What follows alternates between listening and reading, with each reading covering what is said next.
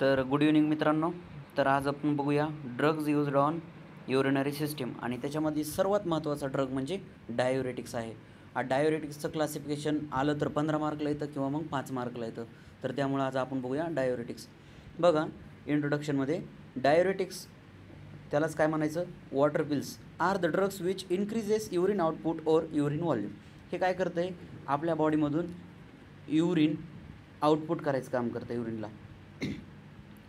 Diuretics are medications that promote the excretion of water. हे काय करायचं काम करते बघा, diuretics are the medication that promote the एक्सक्रिएशनला प्रमोट करायचं काम करतं. कुठून बघा, water and electrolytes from the kidneys helping manage conditions like hypertension, heart failure, oedema, certain kidney disorders. जे काही किडनी डिसऑर्डर्समध्ये काय होतं, पेशंटचं मग वॉटर जे आहे आपल्या बॉडीमधून ते आउटपुट करायला प्रॉब्लेम होतं. मग त्या टाईमला आपण काय करतो, डायुरेटिक्सचा यूज करतो. सिम्पल आणि सोप्या पद्धतीत लक्षात ठेवा, म्हणजे जेणेकरून काय होईल, तुम्हाला एकदाच ही गोष्ट क्लिअर होऊन जाईल की बाबा हे डायुरेटिक्स नेमकं काय असते. आता एकच लक्षात ठेवा, डायुरेटिक्स म्हणजे आपल्या बॉडीमधून वॉटर आपल्याला बाहेर काढायचं आहे. तर त्यामुळं आपण यूज करणार काय, तर डायुरेटिक्स. तर बघा डायुरेटिक्सचं क्लासिफिकेशन बघा, हे डायुरेटिक्सचं क्लासिफिकेशन आहे. त्याच्यामध्ये पहिल्यांदा दिलं आहे हाय सिलिंग, त्यालाच काय म्हणायचं, लूप डायुरेटिक्स. लूप डायुरेटिक्समध्ये 2 ड्रग लक्षात ठेवा, फ्युरोसिमाइड, टॉर्सिमाइड. फ्युरोसिमाइड आणि टॉर्सिमाइड झालं. त्यानंतर आहे बघा 2 नंबरला थायाझाईड डायुरेटिक्स. त्याच्यामध्ये 3 ड्रग्स आहेत लक्षात ठेवा, क्लोरोथायाझाईड, हायड्रोक्लोरोथायाझाईड, बेन्झथायाझाईड. हे झाले थायाझाईड डायुरेटिक्स. त्यानंतर आहे ऑस्मॅटिक डायुरेटिक्स. ऑस्मॅटिक डायुरेटिक्समध्ये मॅनिटॉल लक्षात ठेवा, एकच ड्रग लक्षात ठेवा. त्यानंतर आहे 4 नंबरला बघा कार्बोनिक अनहायड्रेज इनहिबिटर्स. त्याच्यामध्ये ॲसिटाझोलॅमाइड. हे ड्रग तुम्ही लक्षात ठेवा. तर अशा प्रकारे आपण काय बघितलं ह्याचं क्लासिफिकेशन. आता बघा त्याचं क्लासिफिकेशन अकॉर्डिंग टू इफिशियन्सीनुसार त्याचं एक क्लासिफिकेशन आहे. अजून हाय इफिशियन्सी डायुरेटिक्स म्हणजे ह्याचं वर्किंग कसं असणार आहे, एकदम स्ट्रॉंगली असणार आहे. मग त्याच्यामध्ये कोणते बघा, लूप डायुरेटिक्समध्येच फ्युरोसिमाइड आणि टॉर्सिमाइड. त्यानंतर आहे बघा मॉडरेट इफिशियन्सी डायुरेटिक्स, त्याच्यामध्ये आहे थायाझाईड डायुरेटिक्स. त्याच्यामध्ये आपण बघितलेले 3 ड्रग, क्लोरोथायाझाईड, हायड्रोक्लोरोथायाझाईड आणि बेन्झथायाझाईड. हे तुम्ही नाव लक्षात ठेवा. त्यानंतर आहे लो इफिशियन्सी डायुरेटिक्स म्हणजे कमी प्रमाणामध्ये वर्किंग काम करायचं. त्याच्यामध्ये कोणते कार्बोनिक अनहायड्रेज इनहिबिटर्स, ऑस्मॅटिक डायुरेटिक्स आणि पोटॅशियम स्पेरिंग डायुरेटिक्स. तर हे झालं त्याच्या अकॉर्डिंग टू इफिशियन्सी त्याचं क्लासिफिकेशन. तर तुम्हाला क्लासिफिकेशन एक्झाममध्ये जर लिहायचं असेल तर हे क्लासिफिकेशन तुम्ही लिहायचं, classification of diuretics, high ceiling, thiazide diuretics, osmotic diuretic आणि कार्बोनिक अनहायड्रेज इनहिबिटर्स. हे तुम्ही क्लासिफिकेशन एक्झाममध्ये लिहायचं काम करा. तर आता त्यानंतर बघूया आपण त्याचं mechanism of action. Mechanism of action म्हणजे तुम्हाला आता लक्षात ठेवा, एकदाच लक्षात ठेवा, म्हणजे काय होईल, पुन्हा टेन्शन राहणार नाही प्रत्येक वेळेस. मेकॅनिझम ऑफ ॲक्शन म्हणजे हा ड्रग कशाप्रमाणे काम करायचं काम करतं हे लक्षात ठेवा. तर त्याच्यामध्ये बघा आता दिलं आपल्याला लूप डायुरेटिक्स. मग लूप डायुरेटिक्स कसं काम करतं बघा बॉडीमध्ये, दे show the action by reducing. काय करतं बघा, ते ॲक्शन शो करते कशाची, reducing absorption of sodium. Absorption काय करते, सोडियमची रिड्यूस करायचं काम करतं आहे at the level of the loop of Henle. आता आपल्या बॉडीमध्ये लूप ऑफ हेनले तुम्हाला माहीतच आहे त्यामध्ये. तर हे काय करते, रिड्यूस करते कशाचं, वॉटरचं ॲब्झॉर्प्शन. आता बघा साहजिकच आहे की तुम्हाला काय करायचं आहे, बॉडीमधून आपल्याला वॉटर आउटपुट करायचं आहे आपल्याला पाण्याचं. तर मग आपल्याला हे काय करणार आहे, reduce the absorption of sodium. सोडियमचं ॲब्झॉर्प्शन काय करणार आहे, हे रिड्यूस करणार. त्यामुळे काय होईल, आपल्या बॉडीमधून वॉटर काय होईल, आउट होण्यासाठी मदत होईल. तर त्यामध्ये आपण कोणते ड्रग यूज करणार, फ्युरोसिमाइड आणि टॉर्सिमाइड. नंतर त्यानंतर आहे बघा थायाझाईड डायुरेटिक्स. थायाझाईड डायुरेटिक्स बघा काय करतं आहे, they inhibit the reabsorption of sodium. सोडियमचं काय करतं आहे, रिॲब्झॉर्प्शन, परत म्हणजे ॲब्झॉर्ब होणं म्हणून काय करतं आहे, they inhibit the reabsorption of sodium and chloride ions from the DCT, distal convoluted tubule. हे नाव लक्षात ठेवा तुम्ही. त्याच्यामध्ये एक्झाम्पल आहे बघा क्लोरोथायाझाईड. मग आता तुम्ही दुसरेसुद्धा एक्झाम्पल देऊ शकता, तुम्हाला दिलेले आहेत थायाझाईड डायुरेटिक्समध्ये. त्याच्यानंतर आहे बघा ऑस्मॅटिक डायुरेटिक्स. ऑस्मॅटिक डायुरेटिक्समध्ये काय, it inhibit reabsorption of water and sodium. परत रिॲब्झॉर्प्शन होऊ नये त्यामुळे काय करतं, हे ऑस्मॅटिक डायुरेटिक्स वर्क करायचं काम करतं. त्याच्यामध्ये एक्झाम्पल लक्षात ठेवा मॅनिटॉल. तर त्यानंतर आहे बघा 4थं ड्रग आहे बघा carbonic anhydrase inhibitors. The suppress the activity of the bicarbonate in the proximal convoluted tubule. त्यालाच म्हणायचं PCT. मग त्याच्यामध्ये लक्षात ठेवा ॲसिटाझोलॅमाइड हे ड्रग लक्षात ठेवा. आणि त्यानंतर 5वं आहे बघा potassium sparing diuretics drug which antagonist the effect of aldosterone. हे लक्षात ठेवा. हे एवढं काही महत्त्वाचं नाही, पण तुम्हाला मेन म्हणजे महत्त्वाचे हे 4 आहेत बघा. 1 2 3 4 loop of diuretics, thiazide diuretics, osmotic diuretic, carbonic anhydrate inhibitors आणि पोटॅशियम स्पेअरिंग. पोटॅशियम स्पेअरिंगमध्ये फक्त स्पायरोलॅक्टोम लक्षात ठेवा, म्हणजे हे ड्रगचं नाव लक्षात ठेवा, मग बाकी काय होऊन जाईल. हे तुमचं झालं mechanism of action.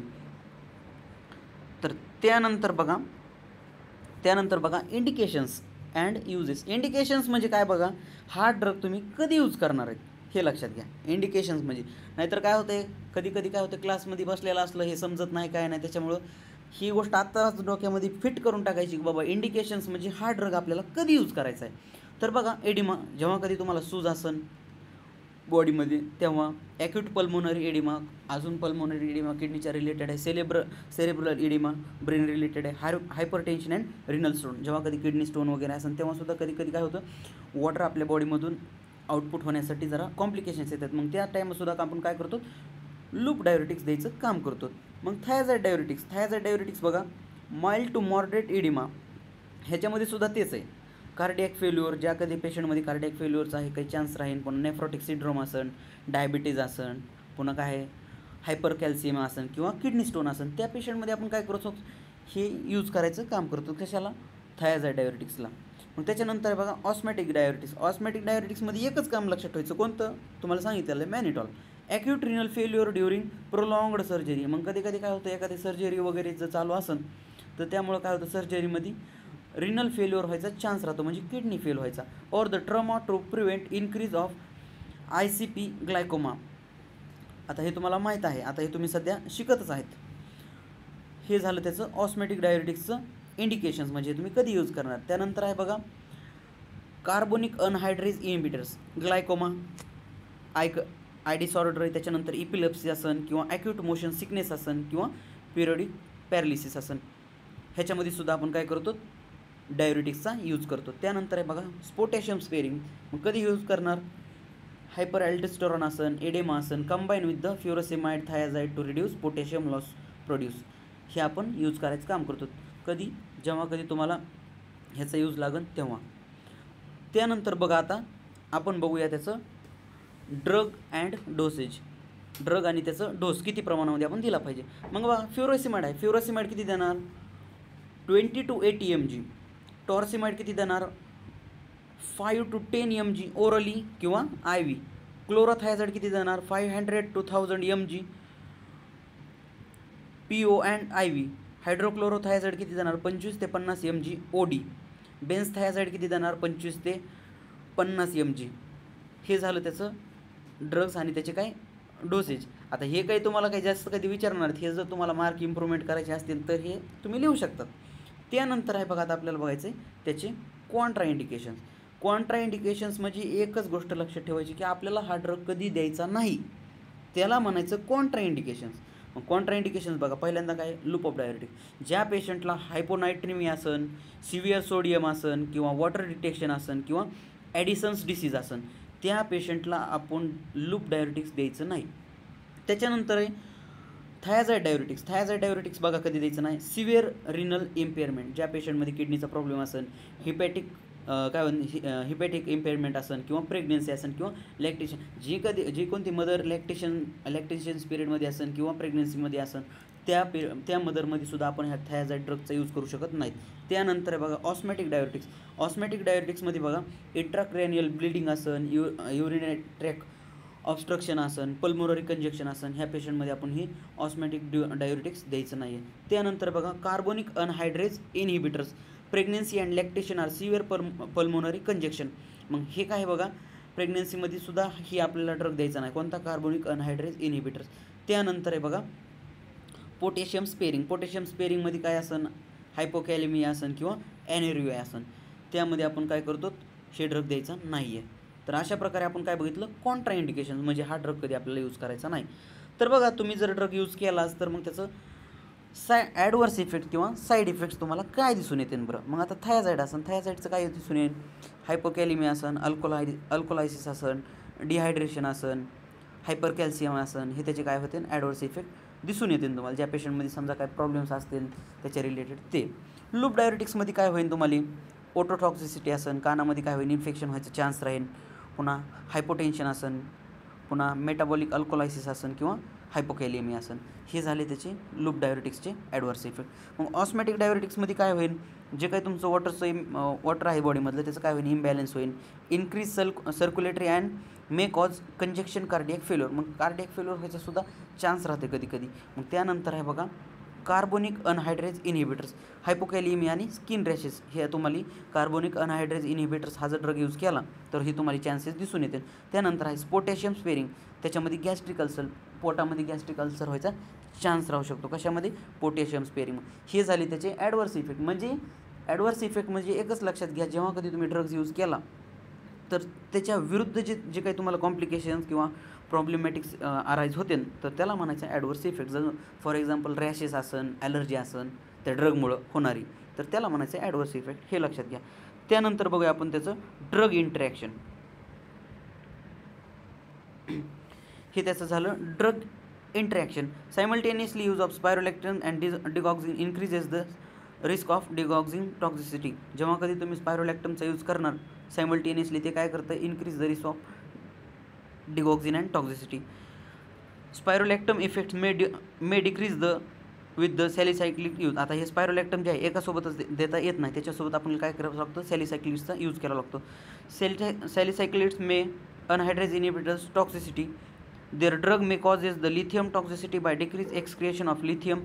Use of digoxin may cause addictive hypokalemia that increases the skin rashes, toxicity and arrhythmias. हे झाले त्याचे ड्रग इंटरॅक्शन. म्हणजे एखादा काय प्रॉब्लेम्स वगैरे असेल, जेव्हा कधी तुम्ही ड्रग कशा प्रकारे यूज करायचे, हे झाले त्याचे ड्रगचं इंटरॅक्शन कसं असेल. त्यानंतर आहे बघा, आता आपल्याला बघायचं आहे nursing responsibility. As a role of nurse तुमचं काय काम असेल त्याला म्हणायचं nursing responsibility, role of nurse, हे झाले. मग बघा मॉनिटर युरिन आउटपुट. आता काय केलं पाहिजे आपण, जेव्हा कधी आता हे डायरेटिक्स आहे ते काय केलं पाहिजे आपण, मॉनिटर द युरिन आउटपुट. आता आपल्या पेशंटमधून युरिन आउटपुट किती निघत आहे ते आपण चेक केलं पाहिजे. ब्लड प्रेशर आवरली चेक केलं पाहिजे, त्याचं इलेक्ट्रोलाइट इम्बॅलन्स. जेव्हा कधी काय होईल, मोस्ट ऑफ द टाईम काय होतं, कधी कधी जास्त प्रमाणात जर वॉटर आउटपुट जर झालं तर मग काय होईल, वॉटरचं इलेक्ट्रोलाइट इम्बॅलन्स होईल बॉडीमध्ये आणि मग काय होईल, पेशंटला डिहायड्रेशन होऊन अदरच दुसरे कॉम्प्लिकेशन्स अराईज व्हायला चान्स राहील. तर हे आपण चेक केलं पाहिजे. ऑब्झर्व व्हायटल सायन्स, कंटिन्युअस पेशंटकडे ऑब्झर्वेशन केलं पाहिजे. नंतर काय, monitor laboratory values, potassium, sodium. मग हे काय केलं पाहिजे आपण, जे काही त्याच्या व्हॅल्यूज आहेत ते आपण काय केले पाहिजे, कंटिन्युअस मॉनिटर म्हणजे रिपोर्ट करत राहिलं पाहिजे. डायरेटिक्स कॅन कॉज इलेक्ट्रोलाइट मग मोस्ट ऑफ द टाईम म्हणलं ना तुम्हाला, डायरेटिक्समुळे काय होतं, वॉटर इम्बॅलन्स व्हायचा चान्स राहते. मग बघा, observe the changes in levels of consciousness, dizziness, fatigue and. मग ह्याच्यामध्ये काय आहे, पेशंटचं आपण कंटिन्युअस आपण काय केलं पाहिजे, पेशंटचं कॉन्शियसनेस चेक केलं पाहिजे. तर ही झाली त्याची नर्सिंग रिस्पॉन्सिबिलिटी. बघा पुढं अजून काय दिलेलं आहे, observe science for hyper sensitivity. आपण हायपर सेन्सिटिव्हिटीचे सायन्स ऑब्झर्व केले पाहिजे. Monitor hearing or vision, monitor केलं पाहिजे काय, हिअरिंग आणि विजनसुद्धा. आणि इन्स्ट्रक्ट पेशंट तुम्ही, मग पेशंटला तुम्ही काय इन्स्ट्रक्ट करायचे हे लक्षात घ्या. Immediately report to any severe shortness of breath, profound fatigue, edema in the extremities. जर कधी पेशंटला काय करायचं, जेव्हा कधी श्वास घ्यायला प्रॉब्लेम होत असन, फटीग होत असन किंवा एडिमा येत असन, तर लवकरात लवकर त्यानं काय केलं पाहिजे, रिपोर्ट केलं पाहिजे. Avoid excessive heat which contributes to fluid loss through perspiration. मग काय केलं पाहिजे, कंट्रीब्युट्स टू फ्लुइड लॉसपासून आपण काय केलं पाहिजे, पेशंटला आपण सेव्ह केलं पाहिजे. Consume adequate amount of plain water, स्वच्छ पाणी प्यायला सांगायचं पेशंटला. ॲज अ पेशंट तुम्ही काय इन्स्ट्रक्ट करणार, चेंज पोझिशन स्लोली, हळूहळू पेशंटला काय करायचं, पोझिशन चेंज करायचं सांगितलं. त्यानंतर काय, to report any changes in the hearing or vision. जेव्हा कधी पेशंटला ऐकण्यामध्ये, बघण्यामध्ये चेंजेस येत असतील तर लगेच पेशंटला इन्स्ट्रक्ट करायला सांगितलं, बाबा लवकरात लवकर तुम्ही काय करा, नर्सला किंवा डॉक्टरातनं कळविण्यात यावे. तर अशा प्रकारे आपण मित्रांनो आता काय बघितलेलं आहे बघा, डायुरेटिक्स. सगळ्यात महत्त्वाचा क्वेश्चन आहे, हे तुम्ही डोक्यामध्ये फिट करून ठेवा. आपल्याला फार्मॅकॉलॉजीमध्ये जवळपास 12-13 क्लासिफिकेशन असे, त्याच्यावर 100% क्वेश्चन पडते तर पडतेच. तर त्यामुळं तुम्ही काय करा, हा डायुरेटिक्स क्वेश्चन चांगल्या प्रकारे लिहून घ्या. ह्याच्या नोट्स समजल्या असतील तर ह्याला लाईक करा, फॉलो करा, शेअर करा आणि मला मोटिवेट करा. भेटूया आपण नेक्स्ट लेक्चरमध्ये मित्रांनो. धन्यवाद.